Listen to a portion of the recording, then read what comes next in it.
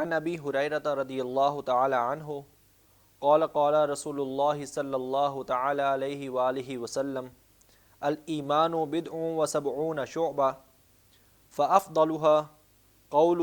لا الہ الا اللہ وادناها اماطۃ الاذى عن الطریق والحیاء شعبۃ من الایمان۔ رواہ مسلم۔ حضرت سیدنا ابو ہریرہ رضی اللہ تعالی عنہ سے مروی ہے کہ پیارے آقا صلی اللہ تعالی علیہ وآلہ وسلم نے ارشاد فرمایا، ایمان کی 70 سے کچھ زیادہ شاخیں ہیں، جن میں سب سے افضل ترین شاخ جو ہے وہ لا الہ الا اللہ کہنا ہے اور اس کا اقرار کرنا ہے، اور ایمان کی شاخوں میں سے سب سے نچلا درجہ اور سب سے نچلی شاخ جو ہے وہ کسی تکلیف دہ چیز کا راستے سے دور کر دینا ہے، اور حیا یعنی شرم و حیا یہ بھی ایمان ہی کی ایک اہم ترین شاخ ہے۔